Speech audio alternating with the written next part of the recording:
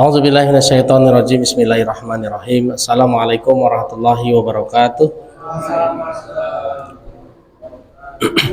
Alhamdulillahirabbil alamin. Alhamdulillahilladzi khalaqal mauta wal hayata liyabluwakum ayyukum ahsanu amala wa huwal azizul ghafur.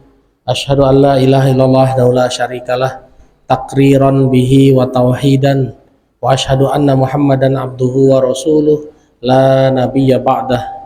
Allahumma la sahla illa ma ja'altahu sahla wa anta taz'alul hazna idza syi'ta sahla. Qala rabbi ishrah li sadri wa yassir li amri wahlul 'uqdatam min lisani yafqahu qawli. Amma ba'd. Mari kita mulai dengan sama-sama bersyukur kepada Allah atas semua ketetapan yang telah Allah berikan kepada kita, baik itu takdir baik ataupun takdir yang kita anggap, kita tuduh buruk. Kita suka menuduh takdir itu buruk, padahal belum tentu menurut Allah, ya.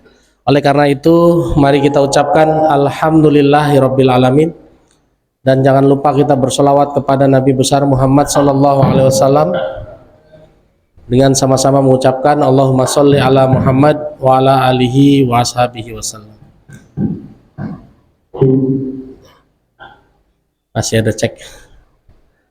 Baik, alhamdulillah dengan izin Allah, di maghrib yang indah ini insyaallah dan qadarullah hari ini panas lumayan Pak ya. Kemarin hujan setengah hari, hari ini panas,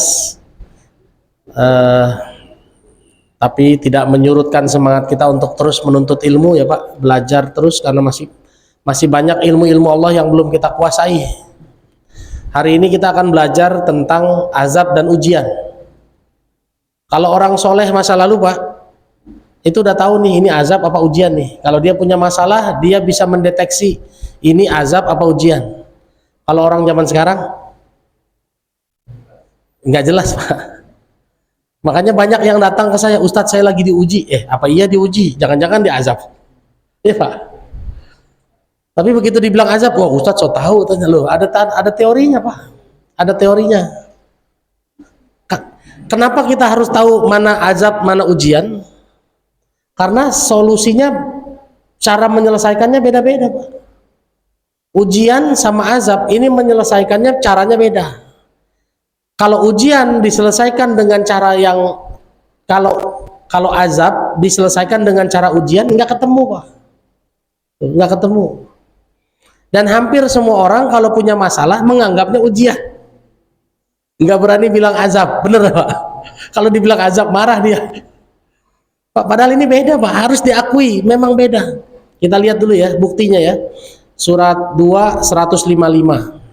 Surat Al-Baqarah 155.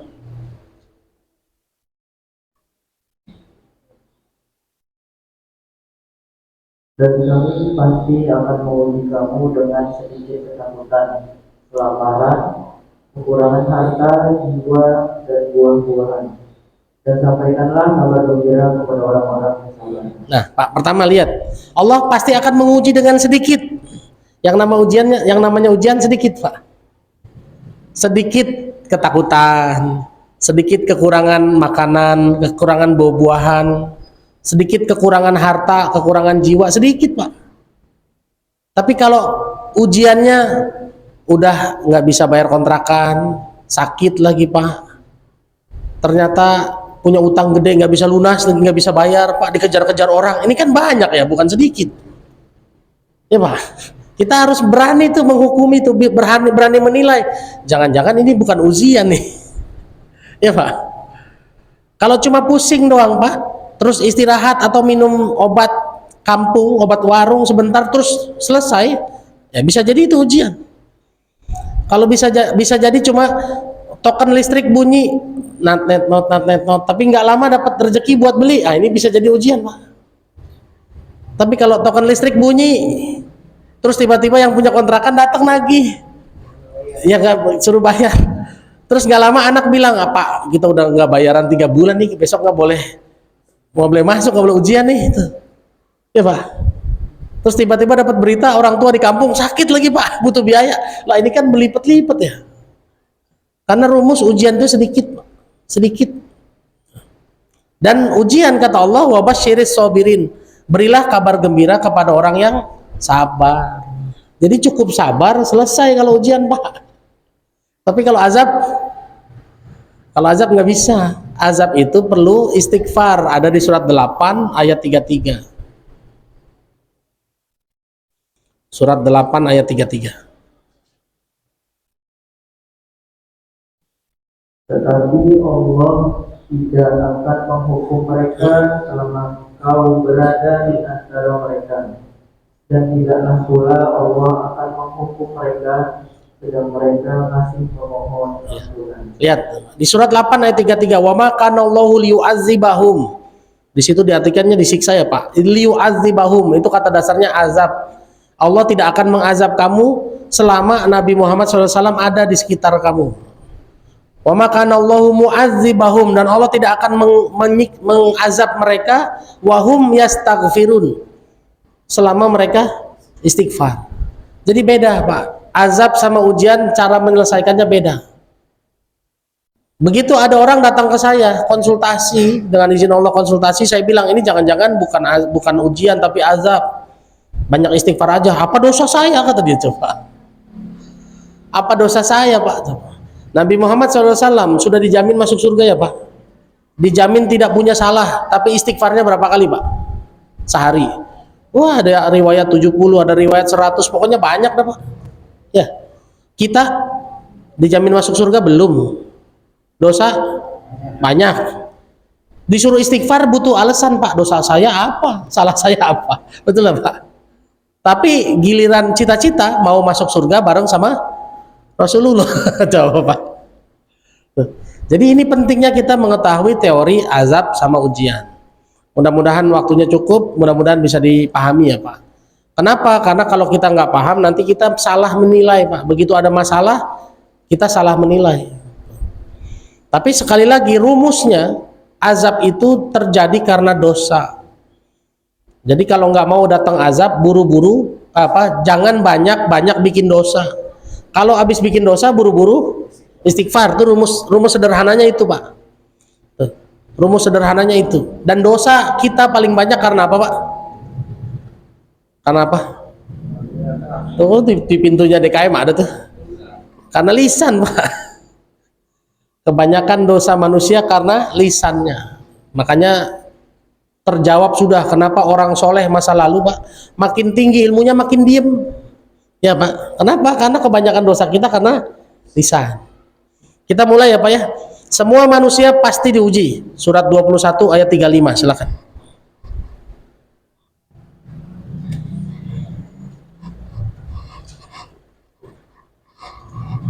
Setiap yang bernyawa akan merasakan mati.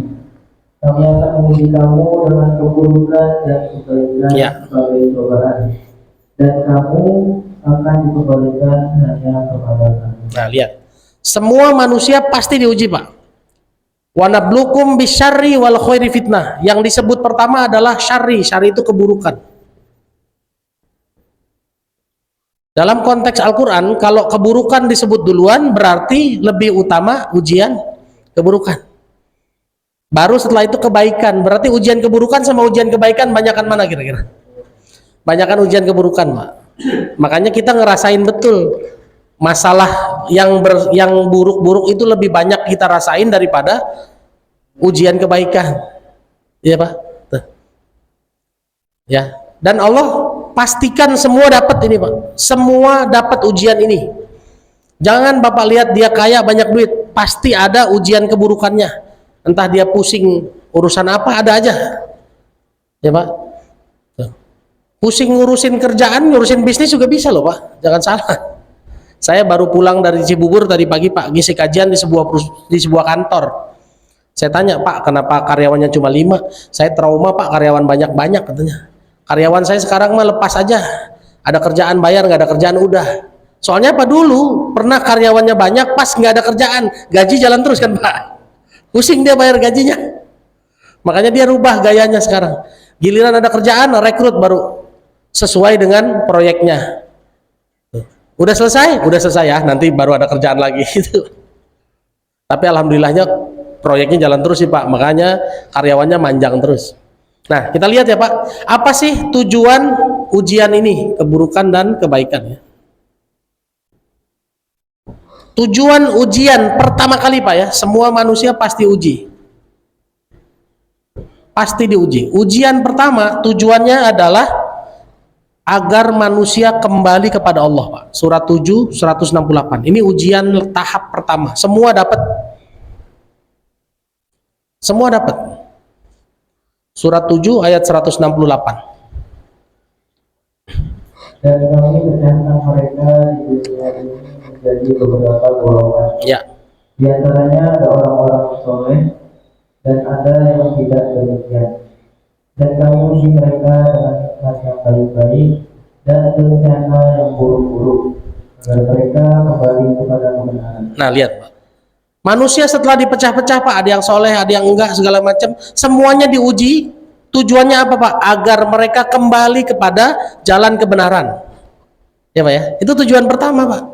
Kita itu dikasih ujian bukan untuk nyusahin, bukan. Kalau kemarin-kemarin kita mungkin sholatnya masih belum benar Pak, dikasih ujian, akhirnya jadi belajar, oh sholat saya mungkin salah, oh mungkin saya masih nggak sholat, oh mungkin saya nggak baca Quran, tuh Pak, biar kembali ke jalan kebenaran. Ini ujian tahap pertama, ujian supaya kita tobat kembali kepada Allah. Ya Pak ya. Kira-kira kalau manusia diuji begini Pak, apakah semua manusia tobat? Belum tentu. Kira-kira terpecah jadi berapa golongan Pak? Ada yang tobat, ada yang tidak, ada yang bodoh amat, bener Pak? Jadi 3 Pak. Ini sesuai Quran surat 35 ayat 32. Nih. Terpecah jadi 3. Surat Fatir ayat 32. Orang-orang yang dikasih ayat Quran mereka akan terpecah menjadi 3.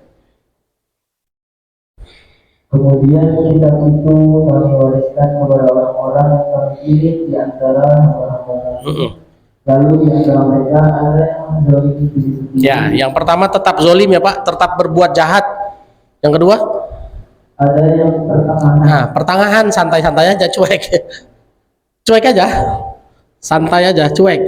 Yang terakhir? Dan ada pula yang lebih dahulu berbuat kebaikan. Nah, yang buru-buru tobat ya Pak ya. Tuh. Ada yang buru-buru tobat karena setiap ujian itu selalu menghasilkan begini Pak. Ada yang diuji dablek aja gitu. Bodoh amat. Ah, biasa ini mah namanya hidup begitu aja. Udah Pak. Tuh. Ini udah rumus dari Quran begini Pak. Selalu akan ada yang kayak gini. Nah, Bapak mau bahas yang mana dulu nih? Mau bahas yang orang diuji lalu tobat dulu, apa bahas yang diuji tapi yang zolim dan cuek aja dulu? Yang tobat dulu aja, yang enak-enak ya. Yang enak-enak dulu ya Pak. Oke. Orang yang diuji lalu dia tobat, ya, lalu kembali ke Allah, kira-kira diuji kembali apa enggak? Diuji lagi Pak. Diuji lagi. Ya. Ini orang yang udah tobat nih, diuji pertama. Ya, kemudian akan diuji kembali Pak. Dalilnya surat 29 ayat 2. Bisa ditarik lagi nggak Bi? Bi, ini bisa ditarik nggak? Nggak bisa. Udah nyangkut? Udah ya? Sip.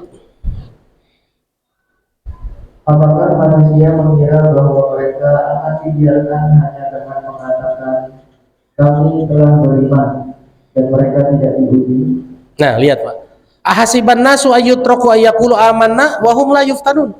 Apakah manusia menyangka dia akan dibiarkan begitu saja dengan mengatakan saya sudah beriman, saya sudah tobat, saya sudah mau sholat tepat waktu di masjid, saya sudah mau belajar Quran tanpa diuji kembali? Diuji kembali Pak, pasti itu Pak. Bapak hari ini sedekah nih, sedekahnya yang lumayan ya tapi ya Pak ya, jangan yang kecil, jangan yang standar. Kan standar itu cuma 2,5%, standar Pak. Tapi coba Bapak sedekah agak gede, 5%, 10% lah misalnya.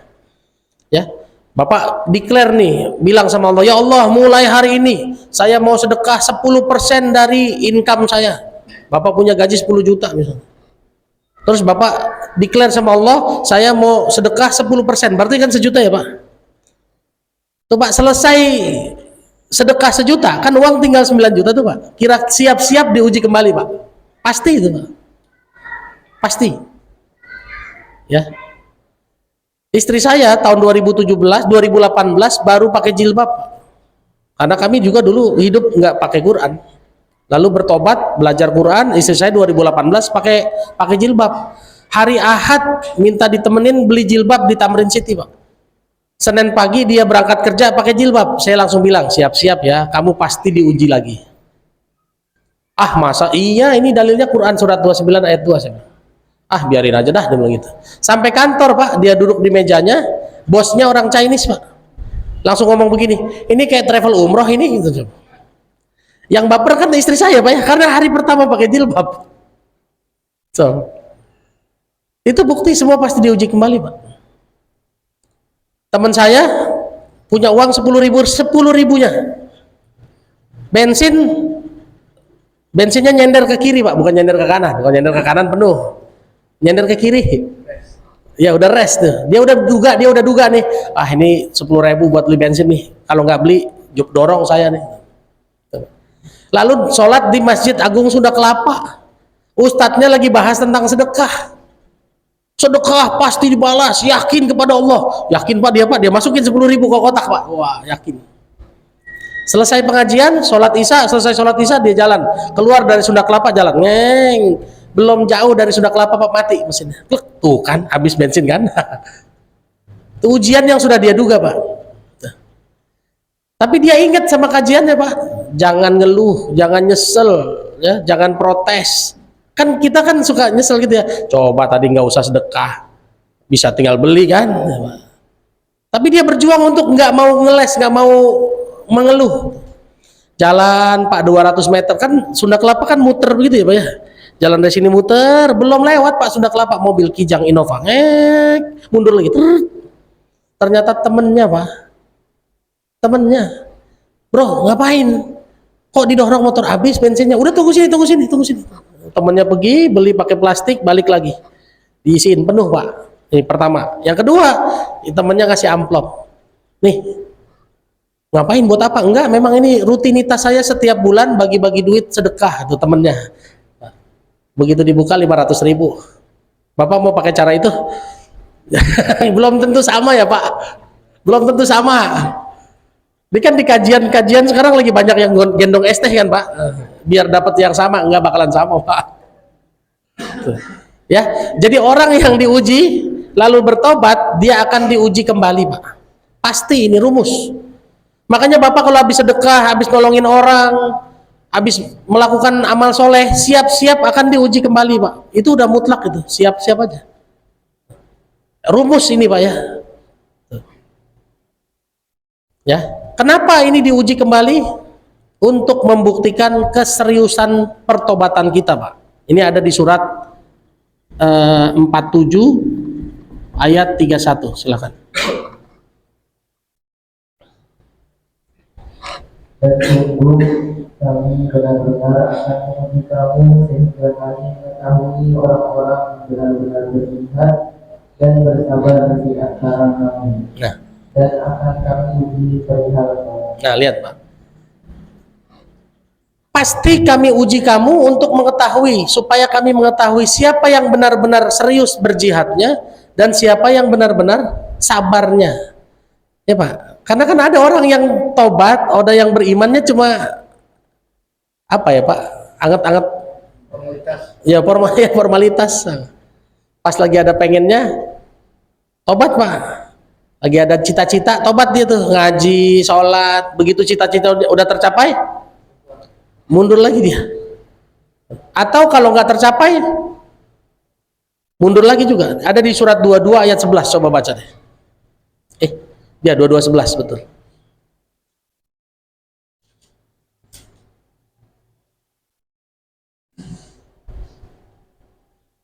Dan di antara manusia ada yang menyembah Allah hanya di tepi. Nah, ada manusia yang menyembah Allah berimannya cuma di tepi Pak, di pinggir-pinggir aja. Silakan, tandanya apa? Lanjutin.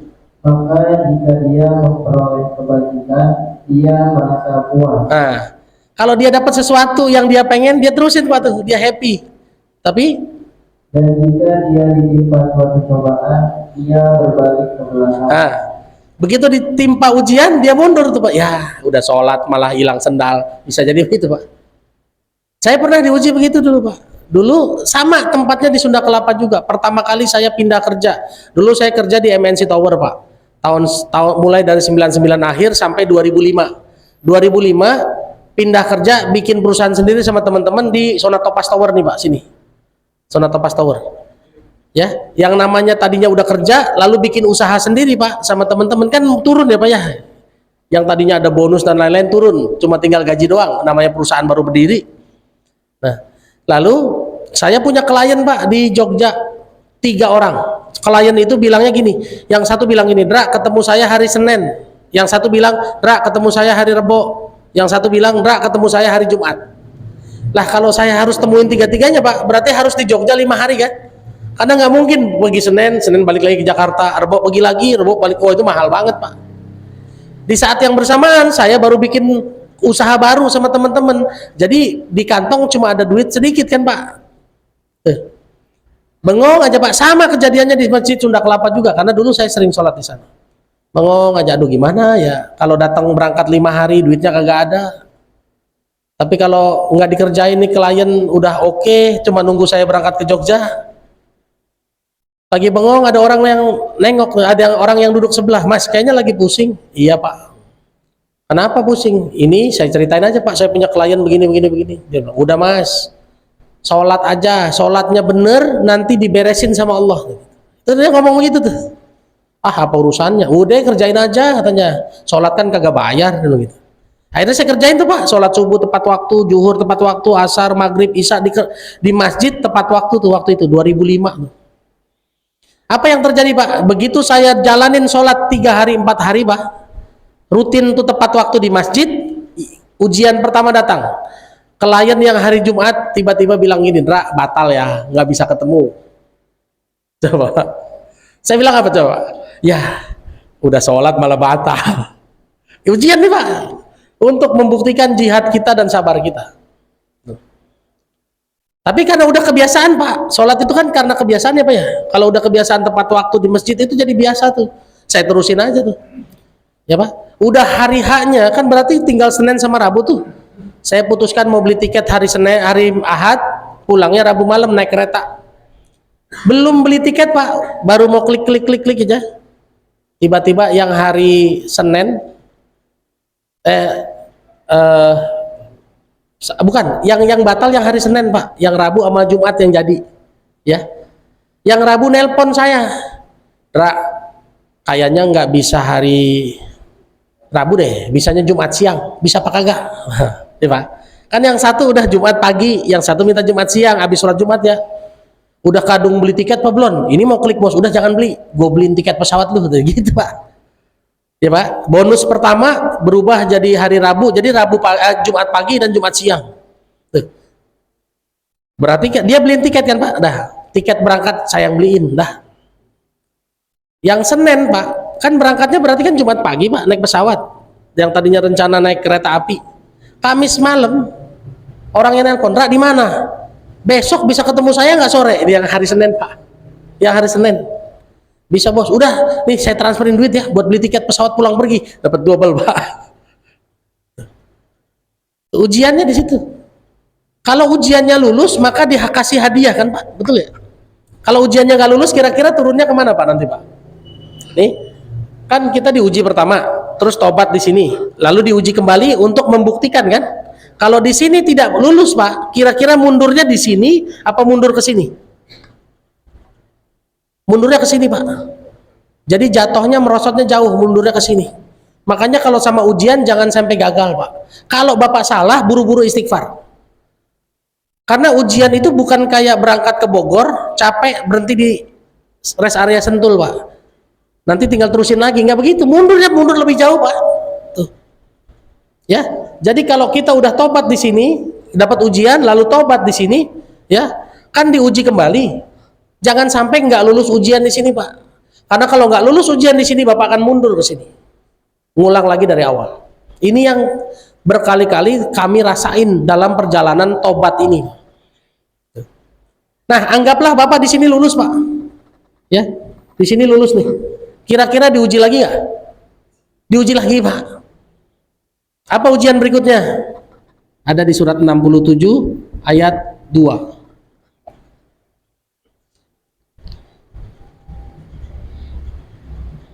Yang menciptakan mati dan hidup untuk menguji kamu, siapa di antara kamu yang lebih baik amalnya. Nah, lihat Pak. Allah menciptakan hidup dan mati untuk menguji kita, supaya mencari tahu siapa yang paling baik amalnya. Berarti ujian apa nih Pak kira-kira? Ujian naik kelas ya Pak? Iya kan? Kalau mencari yang amalnya paling baik, otomatis dari kumpulan orang-orang yang berbuat baik kan? Ya Pak, orang-orang yang berbuat baik dicari yang paling baik siapa? Itulah makanya naik kelas Pak, naik derajat. Kan nggak mungkin kita mencari orang baik dari orang jahat, nggak mungkin. Kita cari perampok yang paling baik, nggak mungkin Pak. Ya, kita cari pembohong yang paling jujur, nggak mungkin. Jadi hidup ini yang namanya ujian begini Pak. Ujian awal supaya kita tobat. Setelah tobat kita diuji kembali untuk membuktikan pertobatan kita. Kalau udah lulus ujian ini, kita akan diuji lagi untuk naik kelas. Sehingga Pak, ujian hari ini begitu lulus, kita akan naik ke level berikutnya. Begitu kita dapat ujian yang berikutnya, ujian berikutnya akan lebih berat daripada ujian yang kemarin. Itu rumusnya. Lihat aja. Dan para ulama sepakat itu Pak. Kalau Bapak pernah dengerin Ustadz Noman Alikan, dia bilang begitu. Kita diuji sekarang, beres, diuji lagi, berikutnya kita diuji lagi. Kita akan merasa ujian yang sekarang lebih berat dari yang kemarin. Ujian yang kemarin kecil, lebih berat yang sekarang. Yang ini lulus, maka akan naik kelas lagi. Kita akan masuk ujian yang lebih besar lagi. Selalu begitu Pak. Selalu begitu. Tapi ingat, rumus ujian itu sedikit-sedikit ya Pak. Surat 2, 155 tadi yang dibacain pertama. Makanya yang namanya ujian kayak gini cukup sabar Pak. Nggak usah dilawan, cukup sabar aja. Ya Pak. Setuju ya Pak? Ada yang mau komplain? Tapi ini lihat Pak, ujian kayak gini dasarnya bukan dosa. Ya Pak. Dasar, coba. Ini kan orang-orang masih baru ya. Orang kalau masih baru, belum ngerti apa-apa, dosa apa enggak Pak? Enggak dihitung dosanya Pak. Apalagi masih anak-anak.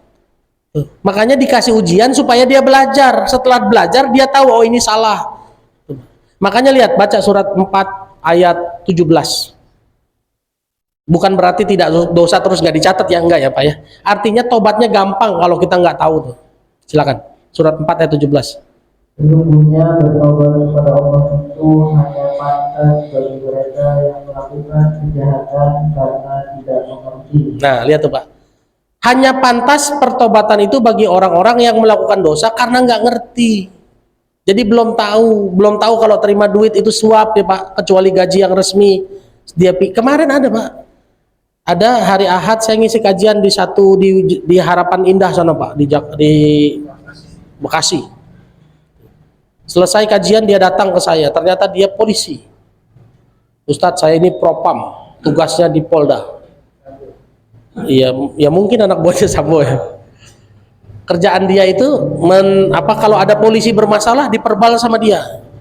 Itu polisi-polisi yang bermasalah setelah diperbal diketik segala macam ngasih duit. Tolongin ya Pak, masalah saya jangan disusahin gitu. Terus dia nanya sama saya, ini suap apa bukan? Suap Pak ini Pak.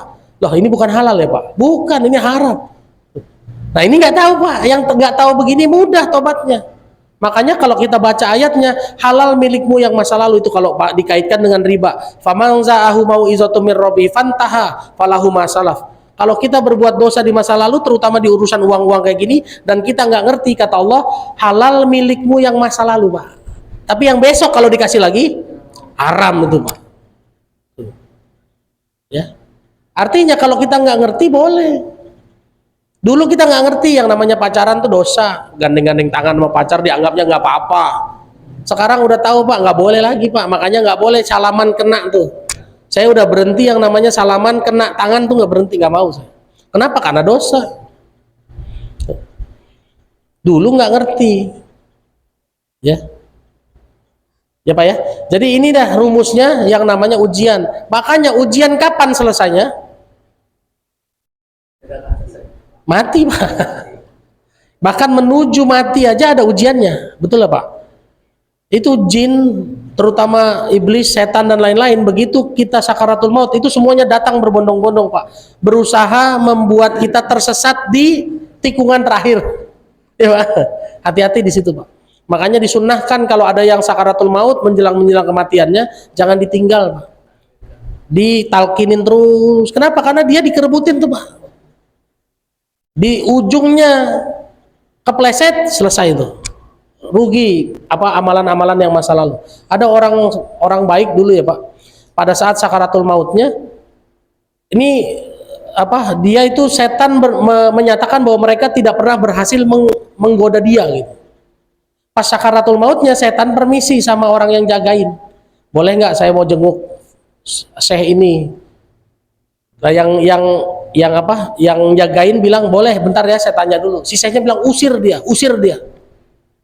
Enggak, saya nggak mau goda kamu, saya cuma mau memberikan apresiasi, kamu orang hebat, nggak bisa digodain setan. Tuh Pak ngomong gitu. Tapi si syekhnya bilang apa? Pergi kamu. Pergi kan akhirnya Pak. Yang jagain bingung, loh syekh kok diusir, kan dia nggak mau godain, dia kan cuma mau memberikan apresiasi, hormat. Syekh ini sukses, nggak bisa digoda setan. Apa kata si syekh? Itu aja godaan dari dia Pak. Begitu dia ngomong hebat ya kamu nggak bisa digoda setan, terus tumbuh rasa sombong, ya Pak. Itu tergoda nggak kira-kira? Itu. Ya, jadi hati-hati, setan itu pinter banget Pak menggoda kita. Kesannya dia mau kasih apresiasi, kesannya mau muji-muji, padahal bikin kita terpancing jadi sombong. Wah, saya nggak bisa digoda setan dong. Wah, kepleset nggak tuh Pak? Apalagi pas sakaratul maut, bahaya. Ya, ini yang namanya rumus ujian begini Pak. Oleh karena itu kalau kita udah diuji lagi, berjuanglah untuk tidak kepleset. Kalau kepleset buru-buru istighfar. Kenapa? Kalau Bapak udah di sini lalu kepleset, ini kan ujian naik kelas nih. Kalau Bapak kepleset di sini, mundurnya ke sini Pak. Pertobatan lagi. Tuh. Hati-hati ya Pak. Nah, sekarang kita bahas yang ini Pak. Orang yang dikasih ujian tapi tetap berbuat dosa, kira-kira nanti diapain Pak? Diuji, nggak langsung diajak Pak, diuji kembali. Diuji dulu Pak. Tuh. Ya, supaya dia sadar dulu, diuji kembali. Dalilnya coba baca surat 9 126.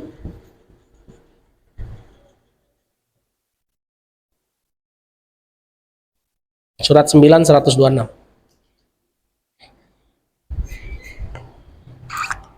Dan tidaklah mereka orang-orang munafik memperhatikan bahwa mereka diuji sekali atau dua kali setiap tahun. Namun mereka tidak juga bertobat dan tidak pula mengambil pelajaran. Nah, lihat Pak. Ada orang-orang yang setahun diuji sampai 2 kali, ujian besar ya Pak, bukan ujian kecil. Kalau sakit, sakitnya parah. Bukan cuma sakit pilek doang sama diare. Kalau diuji ekonomi, ekonominya besar Pak. Setahun sampai 2 kali. Tapi orang-orang ini jangankan tobat, mikir aja enggak. Kan ayatnya begitu kan? Mereka tidak bertobat dan mereka tidak mengambil pelajaran. Artinya apa? Jangankan tobat, mikir aja enggak. Kalau orang nggak ngambil pelajaran, berarti nggak mikir. Betul apa? Ada orang yang setahun diuji sampai 2 kali, nggak mikir Pak. Ini kan luar biasa. Nah, orang-orang yang kayak gini Pak, kalau udah diuji setahun sampai 2 kali, nanti level ujiannya naik jadi lebih berat Pak. Inilah yang disebut azab tahap pertama. Nih, baru pindah jadi azab, tapi azab tahap pertama. Azab tahap pertama sama kayak ini Pak. Tujuannya supaya manusia tobat. Nih, supaya manusia tobat juga. Dalilnya surat 32 21.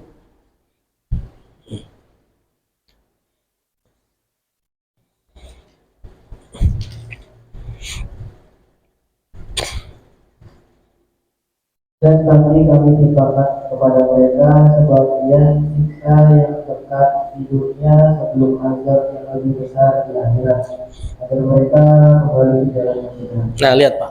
Wala nuziqannahum minal adzabil adna dunal azabil akbar la'allahum yarji'un. Pasti manusia itu akan ditimpakan azab yang dekat di dunia, Pak. Ya.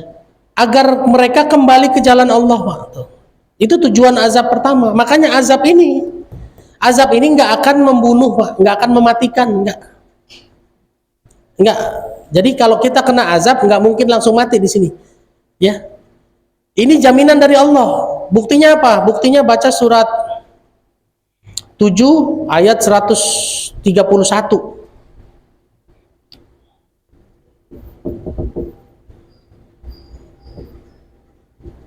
Kemudian apabila kebaikan Maaf. Surat 6 131 salah.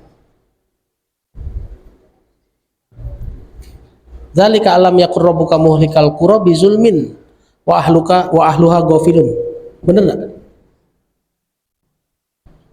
Paling bawah, bener enggak? demikianlah Ya, betul ya. para rasul diutus karena Tuhanmu tidak akan membinasakan suatu negeri secara zalim sedang penduduknya dalam keadaan lemah atau belum tahu. Nah, Pak, Allah nggak akan mengazab sampai zolim, membinasakan sampai mati selama penduduknya nggak ngerti, Pak. Jadi lihat Fir'aun aja zolim kan, Pak, ngaku Tuhan, langsung dibunuh di hari pertama nggak? Enggak, Pak. Hari pertama Nabi Musa datang menyampaikan bahwa dia nabi, Fir'aun terima nggak, Pak? Enggak kan? Ya, langsung dimatiin nggak sama Allah? Enggak. Itu bukti. Ini Allah Maha Pengasih, Maha Penyayang.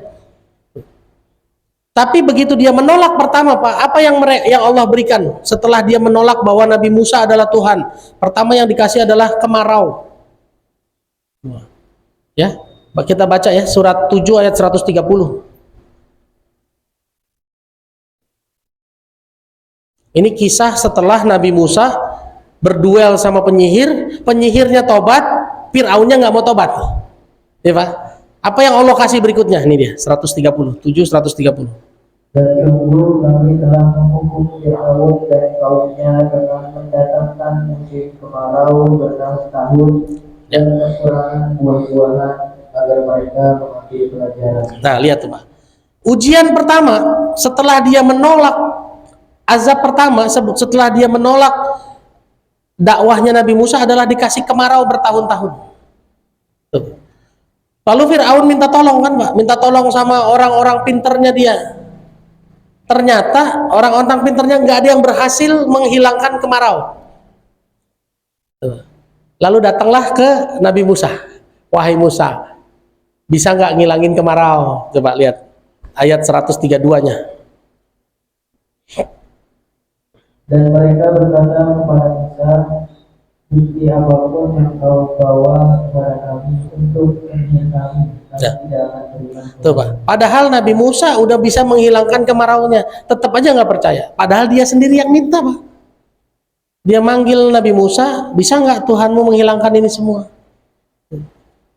Ya, tapi tetap aja begitu udah hilang nggak mau juga, Pak. Nggak mau beriman juga. Malah dengan sesumbar bilang, bukti apapun saya nggak percaya dah. Berikutnya, Pak, kemarau sudah hilang. Apa yang Allah datangkan buat azab mereka? Allah datangkan kutu, katak, belalang, darah. Ayat 133-nya. Maka kami kirimkan kepada mereka Topan, terus belalang, kutu, katak, dan darah. Atau air minum berubah menjadi darah. Nah, sebagai bukti-bukti yang jelas. lihat, Pak. Jadi ini yang topan, kutu, katak, darah bikin Fir'aun mati nggak, Pak? Enggak, ini azab-azab yang kayak ini tujuannya supaya dia tobat, Pak. Tapi lebih berat kan? Awalnya cuma kemarau doang, tiba-tiba kalau ada belalang sekampung gimana rasanya, Pak? Mau mandi, buka keran, airnya jadi darah, kan lebih sulit kan, Pak? Lebih sulit. Ujiannya lebih besar lagi, lebih mendalam lagi. Ayat 134-nya. Dan ketika mereka ditimpa azab yang telah diterangkan itu, mereka pun berkata, wahai Musa, mohonkanlah untuk kami kepada Tuhanmu sesuai dengan janjinya kepadamu. Tuh. Udah kena azab kayak gini, manggil lagi Nabi Musa. Musa, bisa nggak hilangin lagi? Dan ini sering terjadi, Pak, jamaah sering begini. Ustadz, saya ada masalah, kira-kira solusinya apa Ustadz? Dikasih tahu Pak, begini, gini, gini, gini, gini. Begitu beres, hilang lagi Pak. Setahun, 5 bulan, 6 bulan kemudian datang lagi, Ustadz ada masalah lagi Ustadz, Pak. Kira-kira solusinya apa lagi? Pak sering Pak, saya ketemu yang kayak gini sering. Tuh. Ya, sama dulu dari zaman Firaun begitu. Begitu udah kena kemarau, panggil Nabi Musa, hilang, nggak percaya lagi, kena lagi topan, kutu, katak, belalang dan lain-lain, datang lagi ke Nabi Musa. Tuh. Apa janjinya dia? Terusin ayatnya. Jika engkau dapat menghilangkan azab itu dari kami, niscaya kami akan beriman kepadamu dan pasti akan kami biarkan Bani Israil pergi bersamamu. Nah, tuh Pak, itu janjinya tuh. Kalau ini udah beres semua masalah Pak, saya beriman dah. Ustadz, kalau masalah saya beres, saya rajin ngaji dah Ustadz, gitu Pak. Bener Pak. Ini banyak yang kayak gitu Pak. Ada lagi yang janjinya lebih hebat lagi Pak. Ustadz, kalau masalah saya beres, Ustadz saya beliin mobil dah. Sekarang udah beres masalahnya Pak, ketemu nengok aja kagak. Saya senyum-senyum aja. Jadi nggak mau nagih juga, saya ngapain Pak? Tapi padahal ya Pak, kalau orang pernah janji sama kita punya kewajiban mengingatkan ya Pak ya. Kalau kita tidak mengingatkan berarti kita membiarkan orang berdosa, betul nggak? Jadi saya pernah samperin, antum itu pernah janji sama saya, tapi hari ini saya sudah ikhlaskan ya, tuh sehingga dia nggak dosa. Dia janji ngasih mobil Pak. Kalau masalah saya beres, Ustadz saya beliin mobil. Nah, udah beres, udah kaya lagi Pak sekarang Pak. Udah punya bini lagi sekarang. Dulu udah jomblo, diceraikan istrinya, bangkrut, dihina orang, utang banyak. Lalu dibersamai, belajar Quran, terus diajarin sampai akhirnya usahanya mulai bangkit lagi, punya duit, nikah lagi dan lain-lain. Nikahnya pun kita kenalin Pak sama ahwatnya yang bener tuh. Sekarang nengok aja kagak mau Pak. Saya samperin ke rumahnya beberapa bulan yang lalu, saya bilang, antum punya janji sama saya mau beliin mobil kalau masalahnya udah beres, tapi saya nggak mau nagih, saya cuma mau mengingatkan dan sudah saya ikhlaskan ya. Kalau ente mau ngasih berarti sudah sunnah bukan wajib, karena yang wajib sudah saya ikhlaskan. Udah digituin Pak, tetap juga nggak ngasih mobil. Tapi udah diikhlasin kan, nggak perlu baper ya. Tuh, Pak. Ya Pak, sama Firaun juga begitu udah kena masalah lagi datang lagi ke Nabi Musa Pak. Apa berikutnya setelah Nabi Musa hilangkan 135? Tetapi setelah kami hilangkan azab itu dari mereka hingga batas waktu yang harus mereka penuhi, Ya. ternyata mereka ingkar janji. Nah, mereka ingkar janji Pak, katanya mau beriman, ternyata nggak beriman. Apa kata Allah 137-nya? Maka kami hukum sebagian di antara mereka, lalu kami tenggelamkan mereka di laut karena mereka telah mendustakan ayat-ayat kami dan melalaikan ayat-ayat kami. Nah, baru azab yang membinasakan ya Pak. Ya. Jadi kalau baru masalah di sini Pak, ini masih tujuannya supaya kita tobat. Kalau kita tobat, maka kita akan masuk ke fase ini ya Pak. Fase ini nanti diuji kembali sebagai pembuktian, baru nanti ujian ke sini. Tapi kalau kita nggak mau tobat, berarti akan datang azab-azab yang lain tuh satu sampai akhirnya sampai satu titik baru tuh azab yang membinasakan. Dan pada saat azab yang membinasakan, atau mungkin bukan azab yang membinasakan deh Pak, misalnya ini contoh saja Pak, nerobos lampu merah sekali langsung tabrakan nggak kira-kira? Nggak dijamin Pak, nggak. Nerobos lampu merah pertama kali langsung ditilang apa enggak Pak? Enggak. Tapi berkali akan ketemu nanti apesnya Pak. Ya Pak, akan ketemu nanti apesnya, akan kena batunya, waktunya dia kena, entah itu serempetan, entah itu tabrakan. Begitu tabrakan Pak, ceger, nggak mati, tapi kaki diamputasi satu Pak. Bisa nggak Pak kejadian kayak gitu? Bisa saja. Lalu pada saat kaki harus diamputasi, baru dia tobat, saya tobat deh, nggak akan nerobos lampu merah lagi. Itu kakinya tetap bisa dikembalikan nggak? Enggak Pak. Kalau tobatnya terlambat setelah kena azab, iman yang muncul saat pertobatan tersebut nggak ada gunanya Pak, untuk azab yang ada di depan mata.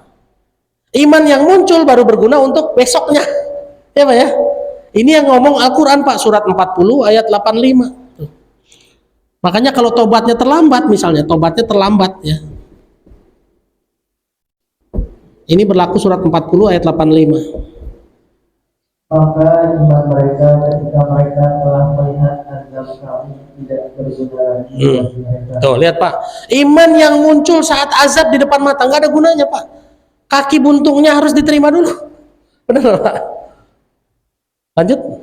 Itulah ketentuan Allah Tuh. yang telah berlaku terhadap hamba-hambanya, dan ketika itu rugilah orang-orang. Nah, itulah rugi sudah Pak. Makanya kalau mau tobat itu jangan ditunda-tunda.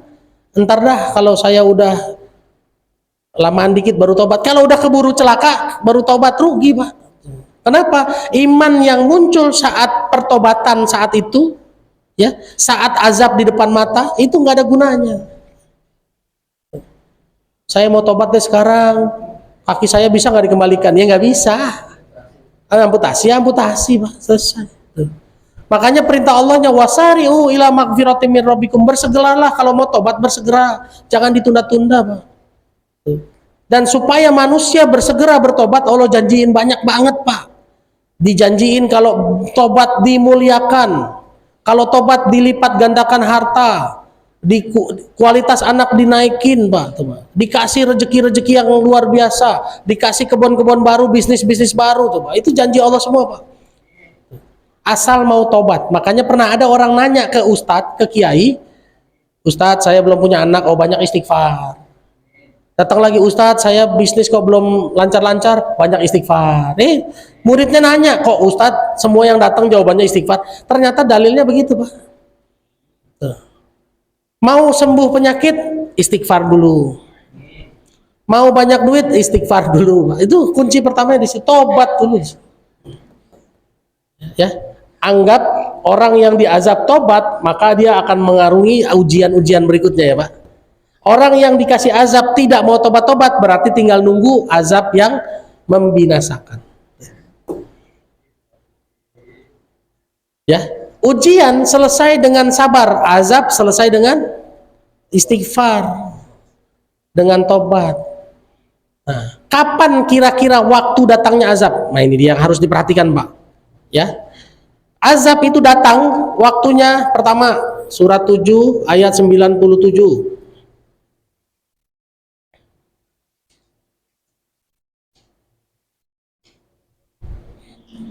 Maka apakah penduduk negeri itu merasa aman dari siksaan kami yang datang malam hari? Malam hari. Tidur? Malam hari Pak, lihat. Dulu mohon maaf ya, bukan mau ngungkit-ngungkit Pak. Likuifaksi di Palu kan mulainya dari maghrib ya Pak. Gempa dulu habis maghrib, baru setelah itu terjadi likuifaksinya malam. Apa itu di Anyer? Tsunami Anyer malam ya Pak. Lagi konser tuh siapa? Timlo dan kawan-kawannya. Malam Pak, hati-hati. Makanya disunahkan kalau malam mau tidur, wudhu, istighfar, baca surat Al-Muluk, baca ayat kursi, baca 2 kalimat syahadat, supaya kalau nanti meninggal kita udah baca la ilaha illallah Pak. Karena azab turun 1 di malam hari, 2 ayat 98.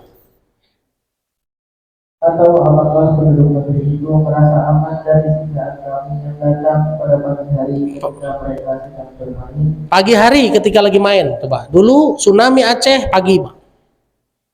Kalau Bapak ingat pagi, jam 6 pagi gempa dulu, habis itu tenang, air laut surut ke dalam, ke tengah laut, habis itu baru tsunami. Pagi hari. Makanya pagi-pagi kalau mau berangkat kerja banyak istighfar Pak. Makanya Allah bilang kan, kalau sudah selesai sholat bertebaranlah di muka bumi dan jangan lupa ingat-ingat Allah terus banyak-banyak kan gitu. Wa idza qudiyatis shalah fantasiru fil ardi wazkurullaha katsiran la'allakum tuflihun, itu perintah Allahnya gitu. Jadi pagi-pagi kalau kita bertebaran nyari rezeki, dagang, kerja, ngojek dan lain-lain, banyak-banyak ingat Allah supaya kita untung. Kenapa? Salah satu waktu datangnya azab adalah pagi. Berikutnya datangnya azab yang lain 16.45. Berarti ini sore lah 16.45, bukan ya? Maka apakah orang yang membuat tipu daya jahat itu merasa aman dari bencana ditentukan yang bumi oleh Allah bersama mereka? Oh, Atau terhadap datangnya siksa kepada mereka dari arah yang tidak mereka sadari? oke. Nih, ini arah yang tidak disadari ya Pak. Langsung 46 aja. atau Allah mengadab mereka pada waktu mereka dalam Perjalanan. sehingga mereka tidak berdaya menolak azab itu. Lihat Pak, pagi, malam, perjalanan. Makanya kalau di perjalanan disarankan, disunahkan banyak istighfar Pak. Daripada nyanyi-nyanyi, mendingan istighfar. Karena salah satu datangnya azab adalah di perjalanan. Dan kalau di perjalanan Bapak nggak bisa ngeles tuh Pak. Lagi naik pesawat atau iya Pak, naik mobil tabrakan, itu kan perjalanan tuh. 3 waktu ini harus diwaspadai. Makanya lihat, kita disunahkan zikir pagi, zikir petang, ya Pak. Makanya dilihat kata Allah, pada saat safar dalam perjalanan doanya makbul, ya Pak. Kenapa? Karena ini masa-masa berbahaya. Makanya kalau lagi di jalan nyupir naik motor, bawa mobil, waspada Pak. Kenapa? Waktu datangnya azab di sini. Oleh karena itu saya menyarankan Bapak lebih baik banyak istighfar kalau lagi nyupir, ya, daripada Bapak setel lagu khianati. Ingat masa lalu dikhianati sama mantannya, terus nangis-nangis gitu. Ya Pak ya, ini materinya mudah-mudahan bisa diingat-ingat Pak. Pesan saya cuma satu, semua pasti diuji. Ingat Pak, kalau habis berbuat baik diuji kembali. Kalau Bapak sedekah 10% 100.000, punya uang 1 juta, sedekah 100%, sedekah 10% berarti 100.000 Pak. Nanti dibalas sama Allah jadi 1 juta, jadi 10 juta. 10 juta itu jangan cuma dilihat ini balasan sedekah saya, tapi sekaligus ujian. Karena 10% dari 1 juta lebih ringan daripada 10% dari 10 juta, benar dah? Begitu 10 juta, 10%-nya 1 juta Pak. Begitu 1 juta kita bayar Pak, sedekah, Allah uji jadi 100 juta. 10% dari 100 juta, berat gak Pak? 10 juta. 10 juta Bapak bayar, diuji lagi sama Allah. 1 miliar. 1 miliar 10%-nya 100 juta. Mulai mikir tuh Pak. Ya, begitu terus Pak. Lihat aja. Dan ini sudah terbukti. Orang yang konsisten sedekah 10%, 10%, 10%, nanti begitu banyak, 10%-nya gede juga. Makanya ini jangan dilihat satu sisi rezeki doang, tapi lihat juga sebagai ujian. Itu ya Pak ya. Ini teorinya, mudah-mudahan bisa dipraktekin. Segera bertobat, jangan ditunda-tunda. Takutnya pas tobat, pas azabnya datang, nggak berguna lagi pertobatannya. Ya, terima kasih banyak. Mudah-mudahan bermanfaat. Silakan kalau ada yang mau bertanya. Silakan. Ada? Cukup? Nggak ada ya? Kalau nggak ada, terima kasih banyak. Semoga apa yang kita pelajari hari ini bermanfaat dan bisa dipraktekkan dalam kehidupan. Usikum wa nafsi bitaqullah. Billahi taufiq wal hidayah. Assalamualaikum warahmatullahi wabarakatuh.